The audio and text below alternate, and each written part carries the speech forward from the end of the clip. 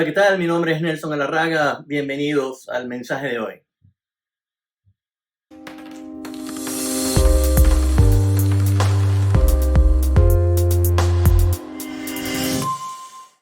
Haciendo un poco de investigación, me di cuenta que la enfermedad del cáncer se conoce desde la época de los griegos. Es más, la palabra cáncer viene del griego, que es como cangrejo, algo que no se define, que no se sabe qué es. Y imagínense, han pasado tantos miles de años y todavía no se puede encontrar la causa del cáncer. Específicamente en los últimos, digamos que ciento y pico de años que tiene la medicina moderna ejerciendo en la humanidad, no se ha podido encontrar la causa de la enfermedad. Sin embargo, algunos dicen que, por supuesto, debe de haber una predisposición genética, es decir, que puede haber una mutación en las células que debilita ciertas células del cuerpo y son las que se enferman, son las que van a mutarse, son las que van a dividirse. La manera de descubrir el cáncer es cuando el médico o el científico ve a través de un microscopio y ve que las células se han dividido. Cáncer. Pero también no es únicamente algo de una predisposición genética. Es más, dicen que el cáncer por predisposición genética es mínima. El cáncer lo ocasiona otra cosa, que es lo que siguen investigando. Y hay algunas personas que dicen que el cáncer es producida por el medio ambiente. Es decir, si usted vive en un lugar donde hay mucho smoke, pues bueno, lo más seguro es que a lo mejor le vaya a afectar los pulmones o los bronquios, ¿verdad? Y de repente hay un cáncer pulmonar. Pero es increíble porque hay personas que, por ejemplo, han fumado toda su vida, que han tomado toda su vida y duran hasta los 85 años y se mueren de un ataque al corazón. Pero hay personas que han hecho ejercicio toda la vida, que han comido perfectamente toda la vida y de repente le dan un cáncer en los pulmones y nunca fumó, ¿ok? Entonces, eso dice que hay algo en el sistema del cuerpo humano, que por supuesto la esencia son las células, que hay células que se afectan por el medio ambiente también. Entonces, ¿las causas cuáles son? La verdad que no se sabe todavía. Pero hay otro grupo que dice que si uno se alimenta bien, si uno está tomando los nutrientes correctos, vitaminas, minerales, aminoácidos, podría prolongar si es que hay una predisposición genética o si es que hay algo en el ambiente, podría prolongar a esas células un poco más de vida, porque el problema es que se mueren. Entonces, descubrir la causa de la enfermedad es sumamente importante. Y de eso se trata, porque cuando conseguimos la causa, pues entonces lo que hacemos es que lo que vamos a obtener es sanación, vivir una vida sana. Entonces, en el área de la salud, por lo que he aprendido, hay 4 cosas importantes que entender. En el área de la salud, hay que descubrir la causa de la enfermedad. Hay que indagar, hay que ver. Nadie sabe mejor el conocimiento de su cuerpo que uno mismo. Porque algunos dicen que el cuerpo tiene la propiedad de restaurarse a sí mismo si uno consigue la causa y después, si hace cambios, hacer los cambios necesarios de malos hábitos, luego obedeciendo las instrucciones, digamos, de los médicos que los están atendiendo a uno, porque esa es la razón por la cual uno le paga a un médico. Y cuarto, ser constante. Entonces, en resumen, en el área de la salud, descubrir la causa de la enfermedad, hacer los cambios necesarios de esos malos hábitos y obedecer las instrucciones de cómo tomar sus medicinas, ¿verdad? Y ser constante garantiza que una persona no vaya a morir, ¿verdad? A temprana edad por una enfermedad como la del cáncer. Entonces, a mí me pareció esto interesante porque yo lo comparo con la vida espiritual de uno. Fíjense, el cuerpo mismo tiene la capacidad de restaurarse y sanarse. Y eso yo lo comparo con la parte espiritual, porque también en la parte espiritual Uno debería de descubrir cuál es la causa del pecado. ¿Por qué vivo como vivo? ¿Por qué mi infelicidad? ¿Por qué cometiendo tantos errores? Hay que descubrir la causa del pecado. Y luego, porque la Biblia lo dice tan claramente, hay que hacer cambios necesarios, cambios de esos malos hábitos. Pablo lo menciona en Romanos, que hay que cambiar su manera de pensar para cambiar su manera de vivir. Entonces, hay que hacer cambios. Y si no se hacen cambios, todo va a quedar igual. Por lo tanto, entonces seguiremos en sufrimiento y en dolor y haciendo cosas que no deberíamos de hacer. Pero también es importante obedecer. Esta vez no vamos a obedecer a un médico, esta vez vamos a obedecer las instrucciones del Señor. Y por último, ser constante, perseverar. Si uno utiliza estos mismos 4 elementos, y repito, en el área espiritual, lo importante es descubrir la causa de su pecado, hacer cambios necesarios de los malos hábitos, obedecer las instrucciones del Señor, que es lo que nos ayuda a nosotros a salirnos de nuestro problema, y ser constantes, perseverar. Es muy similar. ¿Por qué? Porque, de nuevo, el cuerpo mismo, es decir, los deseos de la carne, ¿ok? La carnalidad de uno, tiene la capacidad de restaurarse y sanarse, pero por medio del Espíritu. Y utilizando todos estos 4 elementos, podríamos tener éxito en vivir una vida como Jesús nos dijo a nosotros, una vida abundante, una paz que el mundo no lo da. Entonces, nosotros en la vida tenemos que estar conscientes de cómo está nuestra vida espiritual, cómo está nuestra vida emocional, cómo está nuestra relación con Dios. Entonces, lo que vamos a ver hoy es a través de Filipenses 2, y voy a ir leyendo los versículos y ir analizando los versículos para poder entender entonces cuáles podrían ser las posibles causas, cómo manejarlo y cómo crear un ambiente espiritual en el que nosotros no nos estemos destruyendo a sí mismos. Y comienzo con con el capítulo 2, en donde Pablo dice lo siguiente: por lo tanto, si hay alguna consolación en Cristo, si algún consuelo de amor, si alguna comunión del Espíritu, si algún afecto entrañable, si alguna misericordia, completad mi gozo, sintiendo lo mismo, teniendo el mismo amor, unánimes y sintiendo una misma cosa. Nada hagáis por contienda o por vanagloria, antes bien con humildad, estimando cada uno de los demás como superiores a sí mismo, no mirando cada uno por lo suyo propio, sino cada cual también por la de los demás.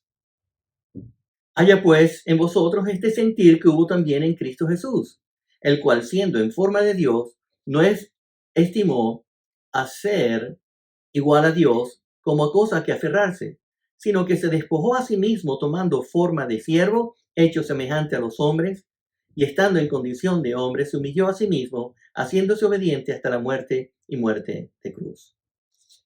Vamos a empezar por el versículo 1. Aquí tenemos a Pablo diciendo: por tanto, si alguna consolación hay en Cristo, si algún consuelo de amor, si alguna comunión del Espíritu, si algún afecto entrañable, si hay misericordia, él dice completar mi gozo. ¿Por qué dice completar mi gozo? Porque evidentemente Pablo, su intención, su propósito de esta carta es estar seguro de que sus hermanos y hermanas están siguiendo el camino correcto, que están actuando en su vida de acuerdo a la voluntad de Dios. Y dice, si ustedes hacen esto, si hay algo en ustedes de esto, consolación, comunión, todo lo que él menciona en los primeros versículos, él dice, completar mi gozo. Es así donde yo voy a estar feliz. Pero miren lo que dice, la manera que lo van a hacer es sintiendo lo mismo, teniendo el mismo amor, unánimes, sintiendo una misma cosa. Eso es lo que él está buscando.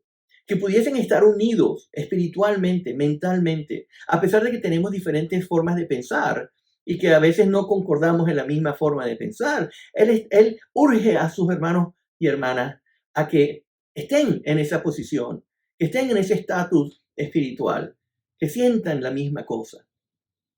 Pero en el versículo 3 dice, nada hagáis por contienda o por vanagloria, antes bien con humildad, estimando a cada uno de los demás como superiores a él mismo.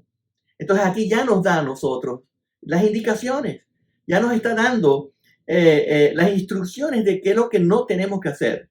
Y continúa diciendo, no mirando cada uno por lo suyo propio, sino que cada cual también por los demás. Entonces, apenas empezando el capítulo 2, en estos primeros 4 versículos, la intención, el propósito de Pablo es de que llenen mi gozo si ustedes aprenden a no hacer ciertas cosas, que es lo que causa división entre nosotros. Entonces, ahí está la causa que acaba de encontrar Pablo, cuando las personas no están unidas, cuando las personas no están mental y espiritualmente caminando juntos.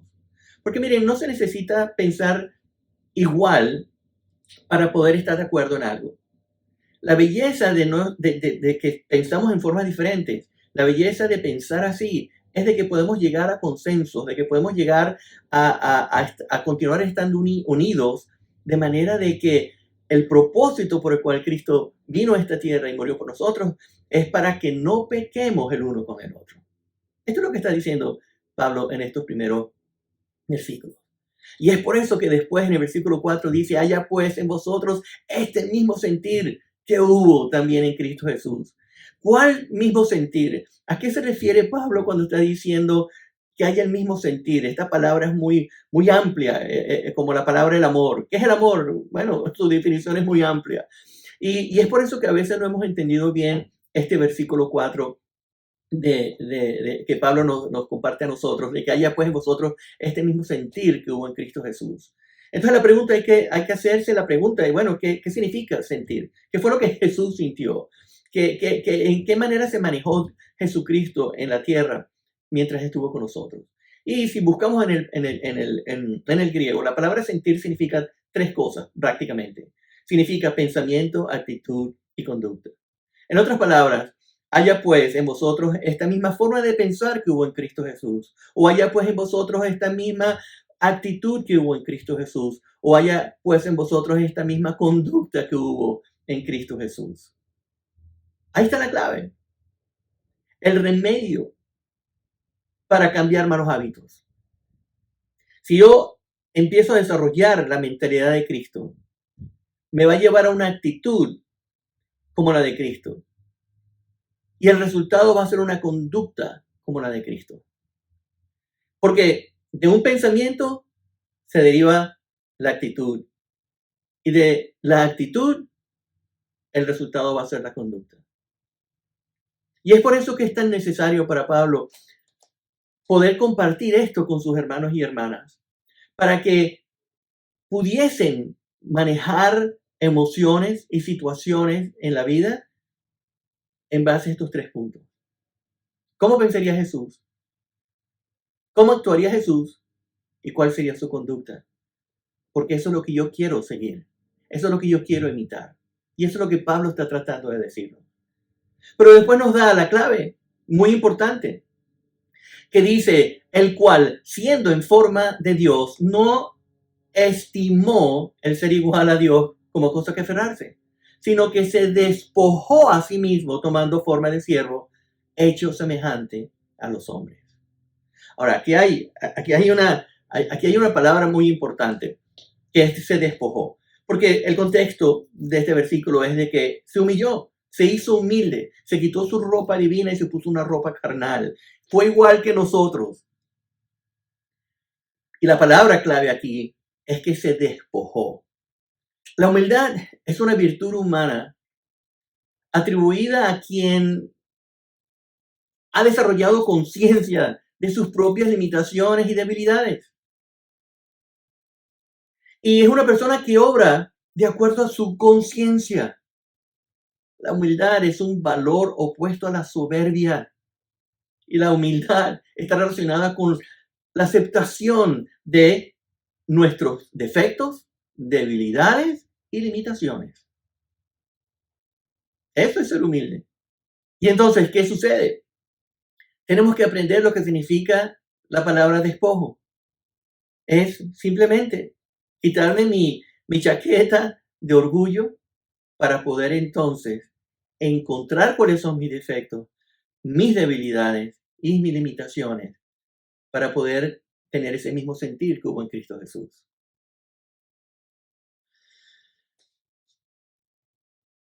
Y estando en condición de hombre, se humilló a sí mismo, haciéndose obediente. O sea, de nuevo, Jesucristo se hizo obediente a Dios cuando Dios le dice, mira, hijo mío, vas a tener que ir a bajar a la tierra y enseñar algo que va a causar un gran impacto en la humanidad. Pero para eso vas a tener que morir en la cruz por ellos, por sus pecados. Y la palabra dice, y estando en condición de hombre, se humilló a sí mismo, obedeciendo hasta la muerte. Y Dios lo exaltó. Miren, la definición de obedecer es esta. Este verbo en hebreo tiene un significado muy importante. Es importante porque la palabra obedecer en hebreo es shema, que significa oír. Y nosotros hemos tomado esta palabra solamente en el sentido de oír. Entonces, el fondo o el trasfondo de la palabra shema no es solamente oír, es realmente escuchar, es más que oír, es escuchar y responder apropiadamente a lo que se te está diciendo que tienes que hacer. Así que cuando la Biblia dice que Moisés oyó a Jehová, significa que oyó y luego actuó sobre lo que escuchó. Y cuando la Biblia dice que Jehová escuchó al pueblo, significa que él los escuchó y luego actuó sobre lo que escuchó. Entonces no es solamente oír, es escuchar y ejecutar, actuar sobre lo que escuchó. Esto es obedecer. Recuérdense que Jesús en la noche antes de morir tuvo miedo. Dijo, si es posible, haz que pase esta copa de mí, Padre. Es decir, ¿puedes atrasarlo un poquito? Mi terror es tan grande que estoy sudando sangre. ¿Podemos hacer algo al respecto? Pero al final recapacita y dice, no hágase tu voluntad. Porque Jesús era obediente. Y obediente hasta confrontar una muerte tan horrible como el de la crucifixión. Entonces, ¿qué sucede? Por lo tanto, amados míos, como siempre habéis obedecido, no como en mi presencia solamente, sino mucho más ahora en mi ausencia, porque esa es otra cosa.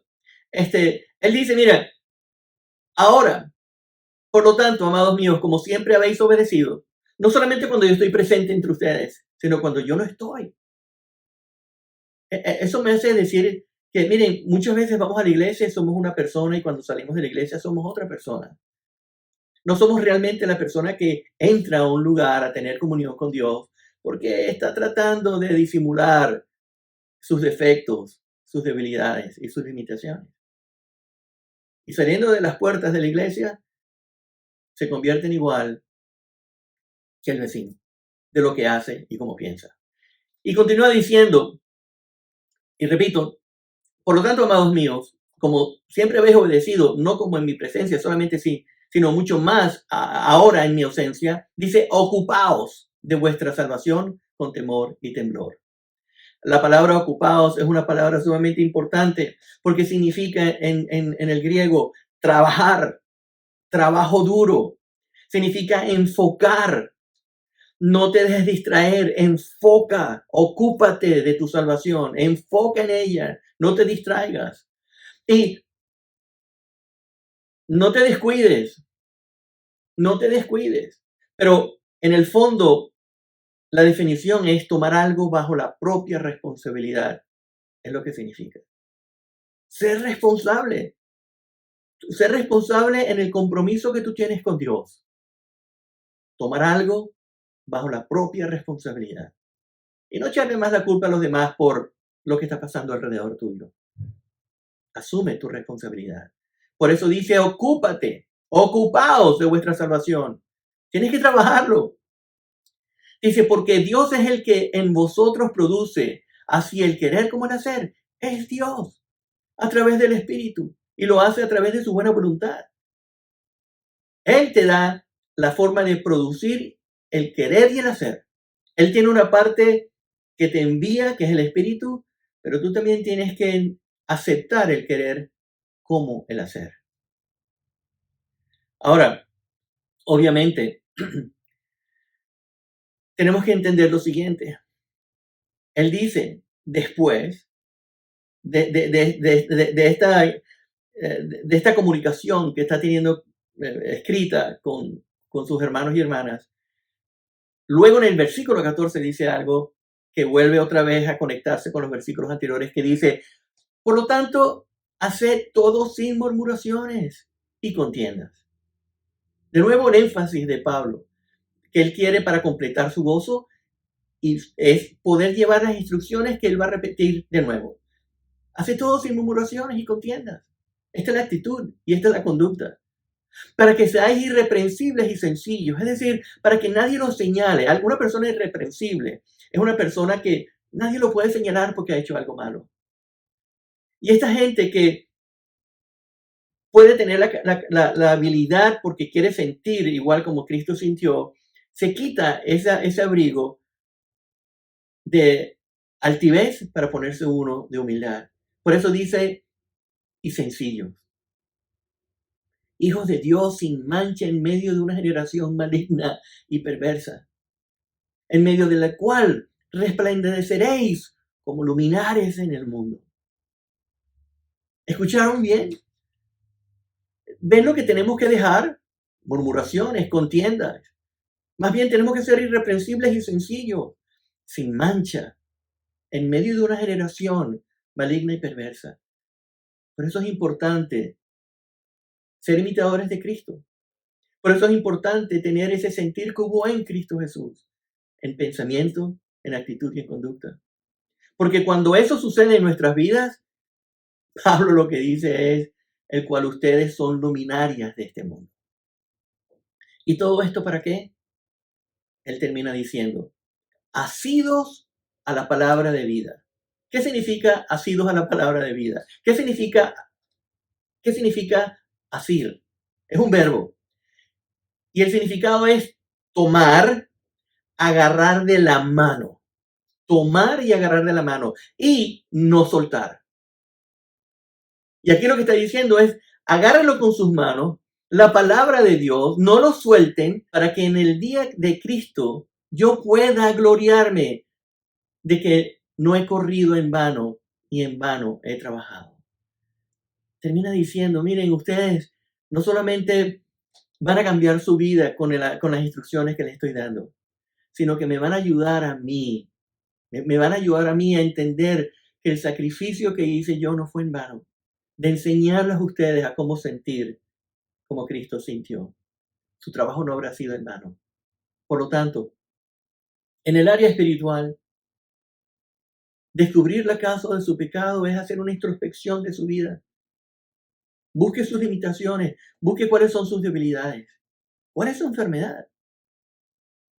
¿Qué lo hace pensar y tener una actitud y una conducta que no es aceptable a Dios? Una vez que lo haga, pues entonces quítese el saco de orgullo y póngase uno de humildad y haga cambios.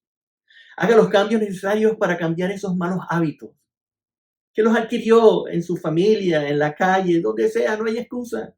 Dios tiene el poder de cambiarnos, de sacarnos de la oscuridad y ponernos en la luz. Luego obedezca las instrucciones. Pablo nos dio unas cuantas, pero la Biblia está llena de instrucciones para cualquier evento de la vida. Y una vez que obedezca, que escuche y actúe, sea constante, persevere. Persevere hasta el final. Porque la idea es que nosotros a través de esta enseñanza podemos ser igual que Cristo. No en su perfección, pero sí perseverando en continuar haciéndolo.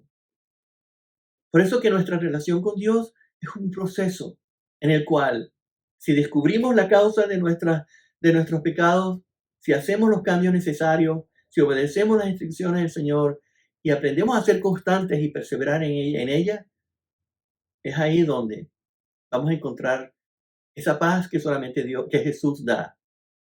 Esa paz que solamente viene a través de Jesucristo, no de lo que el mundo ofrece. Y encontrar una vida en abundancia. ¿Por qué? Porque en este sentido espiritual cometeremos menos errores en nuestras vidas. Aprenderemos a perdonar, aprenderemos a vivir una vida diferente a lo que el mundo ofrece. No es fácil, pero sí es posible. Si buscamos ese mismo sentir que hubo en Cristo Jesús, en su pensamiento, en su actitud y en su conducta.